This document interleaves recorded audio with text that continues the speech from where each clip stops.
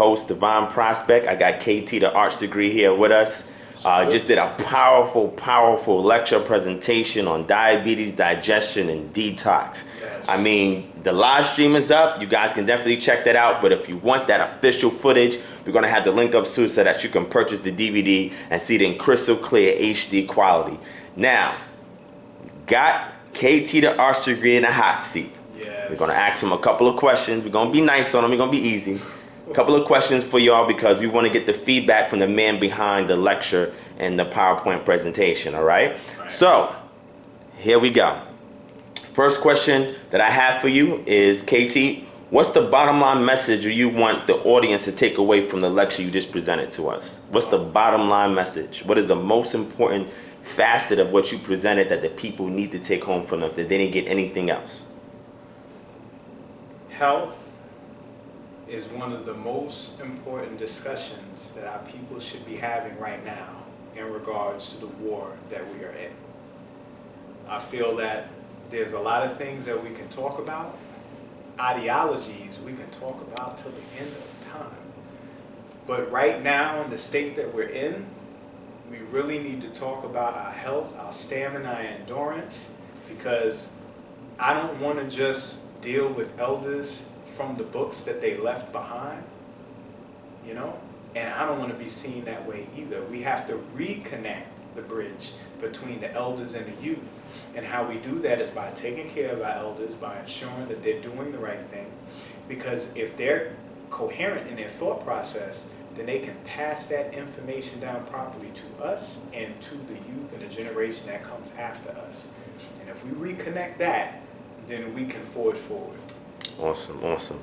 So what inspires you to delve into health now? Is this not going to say it's a new field, but it's something more that you're branching out in that people are starting to recognize? Right. What inspired you to get into the health paradigm? Well, like you just said, I was born into it. My mother moved back to St. Croix because our family's from St. Croix. Mother's side from St. Croix, father's side from Guyana. My family's from St. Thomas on my mother's side. So see, there we go, family. So what happened was she ended up meeting Dr. Sadie by way of a cousin when she was young and pregnant with me. And when I was born, that was the life that I lived. So disease and people not wanting to take care of themselves as a child, I didn't understand that because I was dealing with people that were going through healing processes and were doing the right thing. So I thought that was actually what it was. It wasn't until I started getting older that I find out that people didn't want to do it. Now I strayed away from it for a while when I was in high school. But when I got older and I had to become a man and be responsible of myself, I saw the difference between how I was when I was younger and what I had become. So I made a conscious decision to revert back. In regards to my present inspiration is because, like I said, the reason why I did Hollywood Decoded was because when I would build with my brothers and build with people, even when I would rhyme, I would always be told to kind of dumb it down. Because I was like too out there. So one thing that everybody always enjoyed when I would use a movie to break something down. So I was told to kind of like, expound on that. So I did that. And, that's how I broke into the House of Consciousness with Sonetta, was with the Black Panther Decoded. And in doing that, people got more attracted to the work I was doing. And because of the notoriety I gained from that, now I was able to really show people what my true passion was, and that was physiology and health. Awesome.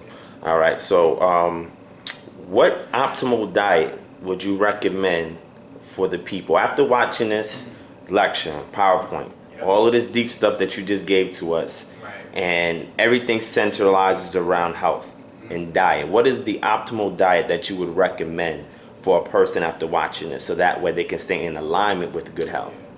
All right, so everything is not put on the food that you're eating. That's part of it. But health is more complete than that. It's more holistic than that. You want to deal with hydration. 90% water, you need to stay hydrated. That's how everything in your body is going to work. You need to take time out to breathe. We don't take enough time out to breathe. If you notice most of the time when you're feeling anxious, you're getting upset, you're getting problems, you notice your respiration increases, you need to take times out during the day when you're stressed, even when you're in traffic. Listen to some jazz. Just cut all the sound out. Just listen to silence. Listen to the cicadas and the crickets at 6 o'clock when the sun's going down. Go out and sun gaze in the morning. Take your shoes off, put your feet in the soil, screw into the earth, connect, and get that infrared beam from the sun rising and the sun setting to charge your body up. Exercise. You need to jog, you need to run, you need to do some push-ups and some pull-ups, you need to do something to get that blood flowing. Healthy conversations, like-minded individuals, doesn't always have to be deep stuff, but productive, having a good time. Laugh. Laugh. You gotta laugh at things. You have to release. It releases dopamine. It releases certain neurotransmitters in your brain that is very healthy. From time to time, if you find an isolated area where no one's going to think you crazy, go outside and scream. Scream as loud as you can. Not like a girl. Scream from the gut. Let it out. You know what I mean? Read. Take time out to meditate. Clear your mind. Focus on thoughts. Create a visualization board. And then in amongst all those things, if we're talking about eating, increase the amount of chlorophyll and vegetables you're getting into your body morning, noon, and night. There's no excuses why you can't get fruits and vegetables in your body. If you're going to continue eating meat, if you're going to do the chicken, do the free range. If you're going to do the red meat, do the grass-fed. I'm not even going to give y'all a pass on the pork. I just can't do it. Or the lamb. You know what I mean? If you're going to do the fish, do the wild caught in the ocean. You know what I mean? But if you're going to let the meat go, make sure that you focus on the vegetation and make sure you focus, on the fruits. We offer consultations at our company, so we help people make real specific choices that are custom made to whatever issue that they're dealing with. But if I was just to gloss it over, I would include those things. Okay, that's awesome. So the next question is, now that we touched on some of your health, people know you as being the movie guy, quote unquote, you said, right? As far as decoding the movies. Now, I saw several of your decode videos, and they're exceptional. And if nobody has not seen it, just type in KT the Arts Degree in YouTube, and you'll see all of these videos he did. The last video I think you decoded was Straight Outta Compton, right? You did that with Red Pill. I peeped that. Yes, I seen that Black Dot was on there. That was powerful, right? And if y'all want to see me, you're gonna have to buy the DVD. They cut me off of YouTube. Yeah. They shut down part 2. So. So the question is, what got you into decoding movies? What got me into decoding movies? That's a good question. Okay, so I'm gonna start with my grandmother. Grandmother who transcended not too long ago, Esley Lee Nesbitt, who represents my matrilineal lineage of St. Croix. She was the first person to take me to the movies. She used to take me to the Apollo. She took me to see James Brown when I was a kid. I had some interesting experiences as a child. But she took me to the movies like once a week. And that was our time together. And we would sit in there and we would watch film and just have a good time. And I just thought it was amazing, Batman and all these different stories she would take me. I love it. So that's how I kind of got my affinity to watch film. I had it in me because my father is a movie buff. My mother loves movies too. But it was my grandmother that really gave me that movie experience. Now my father, if anybody knows my father, George Edward Tate, he's somebody who wants to know the inner workings of the inner workings. He doesn't rest with the surface. He doesn't rest with the ocean floor. He doesn't rest with the core of the earth. He keeps going. And I have that same type of demeanor. I love to dig. I'm a Scorpio. I like to go deeper, deeper, deeper, deeper. He knows how to find things that relate that most people would think are opposites. He sees as resonant fields. So I got that energy from him. So when I would start watching the movies and start seeing the movies, I would start seeing certain things. But it wasn't that much for me. What really turned it on was Dr. Phil Valentine in the year 2001, 2 weeks before the towers dropped. I was with my brothers in their room.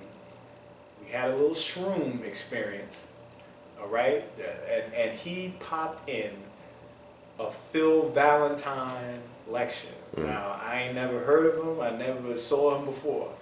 He came on there and he was breaking down the X-Men. Now, the X-Men had just came out. You know, Blade started the superhero genre back up again. X-Men is what took it to the next level with Marvel. So superheroes was like busting and Spider-Man was on the way. So he went into X-Men and he was talking about Jean Grey, dealing with the genes and the gray matter, talking about Storm, having the white crown of Kemet. He got into Wolverine with adamantium, meaning Adam, anti-Ohm, and Professor X sitting in the chair, meaning that he's castrated. Like, he was going hard. And I was like, it just took me somewhere else. It resonated with what I was already on. And in addition to that, it allowed me to kind of take the gloves off and go in deeper. So I would say from that point on, I really started looking at movies differently. And of course, right before Phil Valentine, you know, which really had my mind open up, was The Matrix. So, you know, I would say grandmother and my father, Matrix, Phil Valentine, and then my brothers really giving me inspiration and encouraging me to express that side of me, and the Black Dot giving me an opportunity to write on his blog. One of my first breakdowns, I think Superman Returns and V for Vendetta. And then from there, you know, Know the Ledge Radio came, and then I finally had a platform to go hard in the paint. And there it is. That's what's up. So with that being said, who are some of the best movie decoders in the community? You was looking at the Black conscious community, you had to name your top 3. Oh, man. Or even top 5, it would be nice. Who would you say is the best movie decoders out right now? And it's interesting because not too long ago I was watching a Phil Valentine it was some kind of lecture he was doing, and he had named another brother, I forgot his name, and they was asking him these questions, right? And these are the older generation asking him, well, who's the best decoders in the game now? So now you carrying a torch, having the mantle of the younger generation, who is the top decoders in the game right now? Well, the funny thing is I don't hear too many people decode it. A lot of the people that are in my circle break things down, but they kind of break things down on like YouTube and stuff like that. But I would definitely give a shout out to LL 525 Star. He's a beast. He doesn't have any video out yet, but he's definitely one of my inspirations. He would do like little skits on YouTube. Before I got started, it was also Soundless Dawn, which was these group of people that was doing editing on movies and showing metaphysical connections as well. I gotta give him credit. My man Kliko, you know, the King Nesu Biddy. Every time I do a breakdown, if he's seen the movie and he's up on it, I usually want him to do it with me because his eye is just so keen. There's a brother named James Powers that would get it in as well. He hasn't done too many things lately, but he used to get it in. Can't leave out Brother Panic. Brother Panic is a beast as well. In the game, he goes hard in the paint as a protege of Bobby Hemmett. You know, he goes into the magic. He has such a background in metaphysics that when he sees these movies, he's really able to see what's hidden behind the scenes. And, oh man, let me see. I'm trying to see who else. Okay, you give us one more. Let's see. All right, how about this?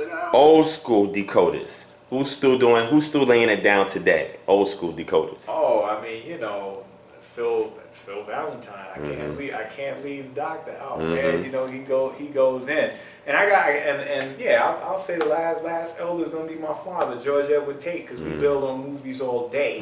He knows a lot about the movies that went on, you know, before my time. He hips me to a lot of the old movies, and his insight is very powerful. You can see pretty much the evolution from that time to now. Yeah, to now. Right, and that's pretty interesting because, having his insight and using that to build upon to see the direction that Hollywood is going in regards to all of these extra anomalies that they're adding into the film, that it takes one with a discerning mind to be able to decipher. Because me, it's very difficult for me to go to the movies anymore just for entertainment. I be wanting to go for entertainment, but when I'm there, I'm hearing all of this esoteric stuff. I'm like, hold on, did people catch that? Like, I was kind of bugging out a little bit for that, but if I left anybody out, cool. Don't take it personal. You cool. You already know, man. So, just briefly, what did you think about the science conference that you was involved in, the creation versus evolution? What was your opinion on that, your input, your feedback? You sort of PowerPoint that you did, it was very powerful. People got to see a rare side of KT, the arts degree, you know what I'm saying? And maybe it's new to them, but it's true to you, you know what I'm saying? So what's your feedback on the conference as an overall whole? How was you received? How do you felt that you did? What did you think about other people's presentations? What is the overall feel, bottom line, that you got out of that conference? Well, overall, I feel it was necessary because what it did is it introduced the relevance and the importance of science being a discussion in the community. And the talk of pseudoscience versus accepted science, which I know a lot of what I talk about people consider pseudo. But the conversation, the reason why I love the conversation is because whoever is not on it is going to get exposed. You know what I'm saying? Regardless of what your field is, because there's a real strong conversation taking place. So I'm glad the conversation came, because now you know who's who. Everybody's hand got shown, in regards to what they're dealing with. Even in the points that I disagree with, I still appreciate everybody's perspective and where they came from. I still don't rock with the primate monkey thing. I just can't get with it. But, that's me. You know what I mean? I'm not going to take anything away from the scholarship of the brothers, especially Asor Hotep. I had been following him before he was part of the Amun-Ra Squad. I didn't even know he was part of Amun-Ra Squad until, it was a little bit before the conference. But I followed him because I was following... my father's side before Guyana was the Congo, so I was following Dr. Fukiao, who passed a couple of years ago, and African Cosmology of the Bantu Congo. I was reading that book, and I looked on YouTube to see, if there was any lectures on the elder, and his accent's real thick, so you got to listen real closely when he's speaking. But there was this one brother that had broke the book down, and it was Asar Imhotep. So when I met him, I was like, wow, this is interesting how things line up. Things that stood out, Inky, me and Inky tight, so usually most of the information he present, we already done built on, but he did show a video with this professor that talked about us being the original people, so I thought that was dope. Polite's presentation at the end was interesting too. I read some of the material where he got that from as well, and I'm glad he was able to make those correlations. I thought that was tight. Ali Muhammad with his talk about the ice ages, where he was like, yo, it ain't the whole planet ain't frozen, it's the shifting of the magnetic fields, and wherever the new North Pole is where the ice is. So I thought that was dope, because I never thought about it that way.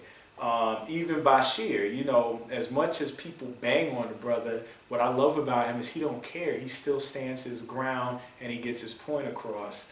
Of course, Born Mastermind Allah, he hit the home run, up in there. And I'm glad he went right before me because he set me up so well with what he was talking about. I was able to take that energy and take his point, what he was talking about, specifically with the binary star systems, and take it into my conversation.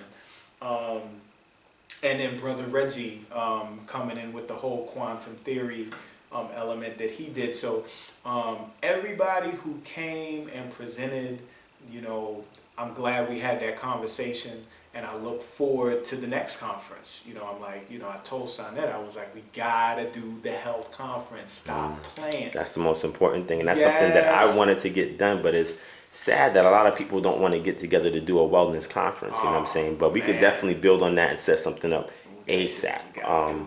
So tell the people something that they don't know about KT, the arts degree. You know, Man. because you know there's stuff that people do know from what they see, And they don't but know. from what they don't know, tell the people something interesting about KT, the arts degree. Well, I got 5 children. I tell you that. I'm a daddy. I got 3 boys and 2 girls.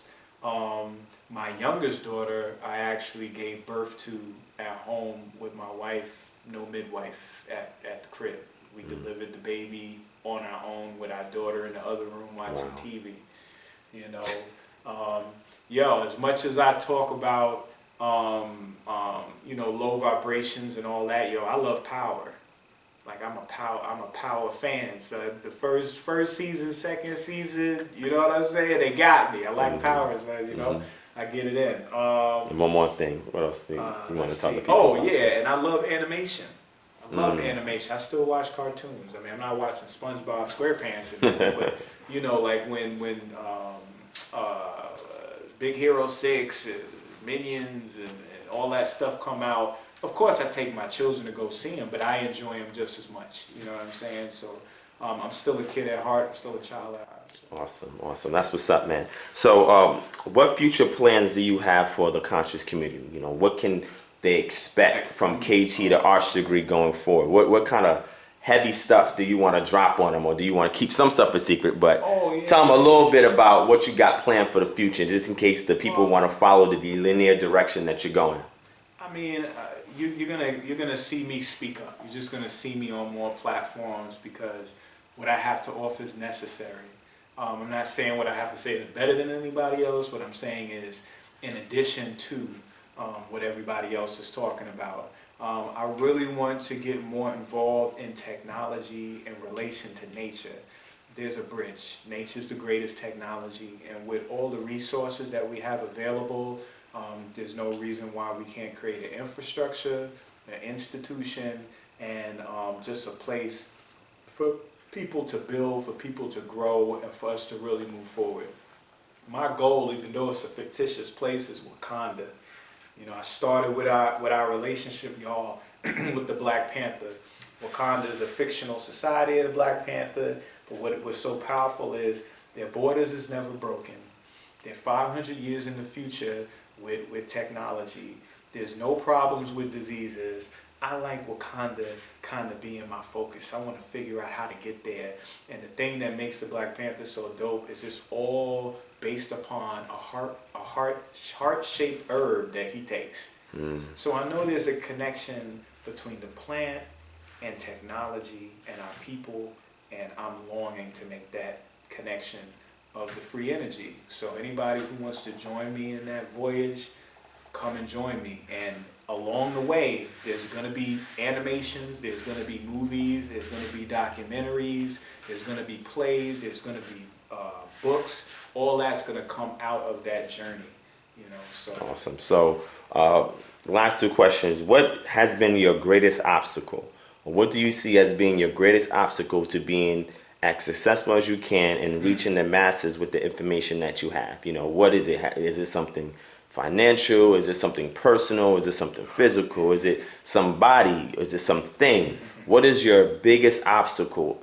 And what are you doing to try to overcome that? So what is your biggest, because we want to inspire the people out there, if they have dreams of becoming the next KT, the arts degree, but they may be encountering some issues. So what are the biggest obstacles or biggest obstacle that has gotten in your way, and what have you done to overcome it, or what are you doing to overcome it if it's still an obstacle to you? That's a good one. My greatest obstacle, enemy, problem is me. I get in my own way. My success is limited to my diligence and my tenacity. If I want more, I gotta go for more. I can't point to anybody else but the man in the mirror. So how I'm gonna overcome it is challenging myself, putting myself in uncomfortable situations to see how I'm going to cope and deal with it, trying new things. The things that I have difficulty understanding, pushing myself to get a better understanding of it, becoming more humble, trying to check my ego, and listening a little bit more than talking, you know. And lastly, just spending more time with the elders that have been around me since I was younger, and truly taking in consideration information they've been saying since I was a kid. They're not telling me anything new, but what would be new is me actually listening to it. So I would say me. Very, very interesting. So that was really some good feedback that the people could take home with them for those who are themselves trying to figure out how to get over the inner self, right? Yes. The enemy, right, is the Right. enemy, real biggest enemy. So last but not least, how can the people contact you, and what is the next thing that you got coming up? So how can the people contact you, and what is the next lecture, next event, next venture, next adventure, whatever it may be? Whatever it is. How can they reach you? Well, actually, tell us first what's the next thing, and then tell the people how they can reach you. Well, the next thing, I got invited to an event up in Philly this weekend. I'm not sure if I'm going to make that or not. But I would say the next event that I got control over is actually going to be here in Atlanta. I don't have the date yet, so stay tuned. But it'll be here towards the end of October, top of November. You know, where of course it's going to deal with health.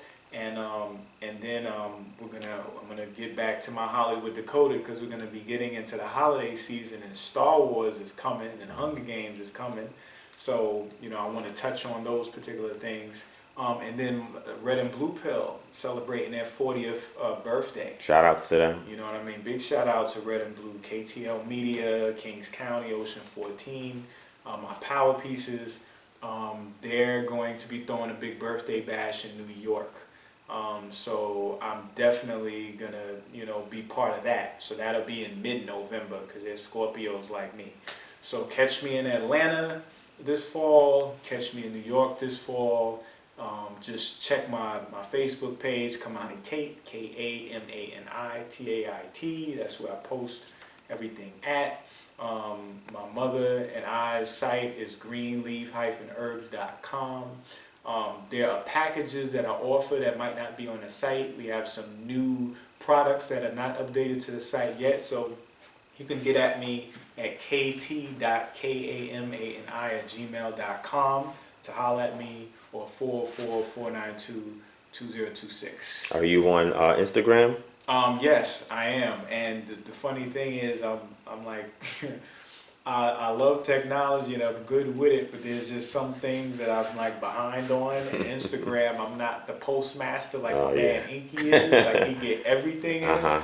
But I'm either under KT the Arts Degree or Hollywood Decoded. One of them is like my name, and the other one's my address. So you just gotta try them both. But yeah, I'm on there. Oh, they can reach out to you on, like you say, email, Facebook, and they can get that information for you. No doubt. So thank you so much for the time that you spent with the people. They loved it. They was eating everything up, man. They said they got to go back and do some homework now and do some extensive research. Again, you surprise the people to see how diverse that you can be when it comes to knowledge, consciousness, and information. And you know, we just look forward to the next big bomb that you're going to drop on us next time you're on BlackNews 404 Studios. We're excited that we got this now here in Atlanta, so that way here's a platform here for the people that are local here in Atlanta, who are known in the conscious community and upcoming in the conscious community, to really do their thing here. And you just set it off. I mean, they have to follow that blaze, brother, because you didn't handle that work. So we want to say to the people, peace, shalom, assalamu alaikum, black power. Shout outs to KT the Arts Degree. Shout outs to House of Consciousness,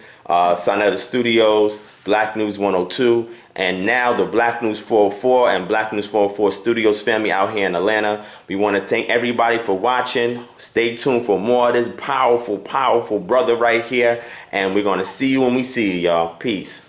Black Power, fam.